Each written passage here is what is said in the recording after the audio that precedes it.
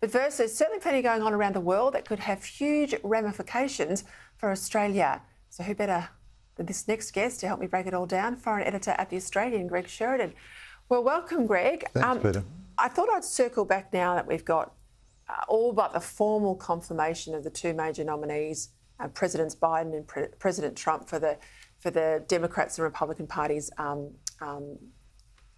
subsequently. What happens now? We know in the middle of the year we've got these big conventions formally ratifying them as the nominee. There's all this doubt about Biden, that there somehow will be a great big switcheroo, that he will not be there in November. How do you see this playing out from here on in? So, Peter, I think it's over. Well, it's highly likely it'll be Trump versus Biden. Biden now has the delegates, so you can't blast him out. You've got to convince him that he needs to go. I thought he did do well at the State of the Union the other night, and it's a low bar. But, you know, if it was a horse race, the stewards had been wanting an inquiry. You know, what was that? Drug affected or something. Yeah, was there some monkey juice that he took or what? You know, but he might have looked like an old man shouting at the clouds, but he certainly was with vigour. Yep. Trump has got tremendous issues running for him. Cost of living, illegal immigration, law and order, crime, great issues. But is Trump disciplined enough to run on the issues and not go crazy? Biden has had a poor presidency, a weak presidency, but he lets the American system run, and he's not Trump. So he's going to argue that Trump is a danger to democracy, and you'd have to say some of Trump's statements on Ukraine and so on are very, very disturbing. So, I mean, I saw the brilliant Catholic magazine First Things, the editor writing the other day, he couldn't in conscience vote for either of them, but you're going to have to. But I'd say to you, Peter, my bottom line is it's intensely unpredictable from here. And while I think it's likely it'll be Trump versus Biden, either of them could end up being knocked out by health or by the law or by something else. Do you think they'll prevail upon Biden not to run? No. Biden is stubborn and, you know, politicians, you know them better than me, Peter, but a lot of them are sort of narcissistic and solipsistic to the nth degree. You know, Trump's line, only I can do it. Biden believes that too, only I can do it. And Biden says, of course, well, look, I already won, you know. However, if he is convinced that he will lose, then he might make a switch. But it's very high risk. Everything is very high risk. All sides here are playing for enormous stakes. But my guess is Biden will, you know, you'll see his nail marks down the desk as they try to drag him away. You know. Well, look, what worries me, I guess, about the Biden administration is I cannot fathom that bloke is in charge, right? They wind him up, wheel him out. He can barely get through a press conference. He can barely get downstairs. Yes, I agree with you. I think he might have been doped up at the State of the Union. That was a passable effort.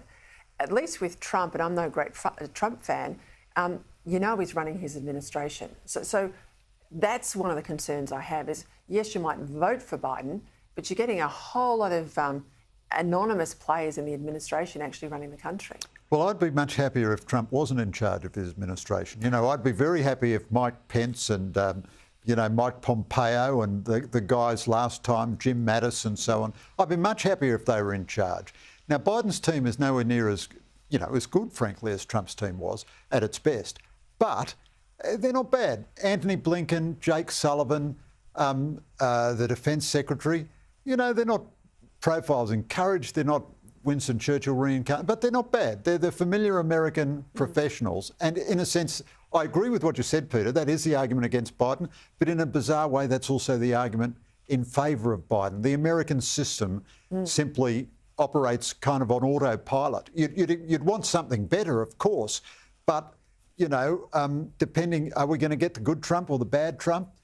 The good Trump is very good, the bad Trump is terrible. It's a gamble either way, I think.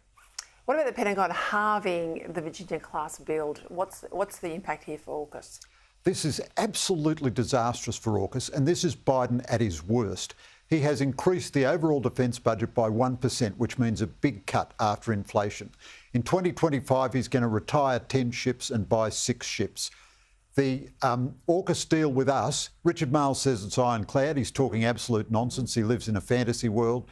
And the deal says the Americans will only give us subs if it won't compromise their capability. To get anywhere near that, they have to be building 2.33 subs a year. Now, no sub will exist in 2032, which isn't underway and being built in 2025, no new sub.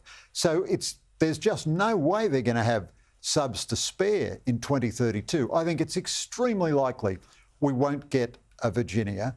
And if the Albanese government took anything about Australian security seriously at all, they would have a plan B. For example, Peter, the Houthis in Yemen and the Ukrainians have shown us you can sink conventional navies with smart, cheap drones. We make these. Australian companies make these smart drones that the Ukrainians are using. Our Australian Defence Force doesn't have one and doesn't have a plan to acquire one. So we're not going to have a navy, we're not going to have surface ships, we're not going to have submarines. And on top of that, we're not even going to have cheap, effective drones, so that at least we could conceivably offer some kind of challenge to a Chinese fleet in our region.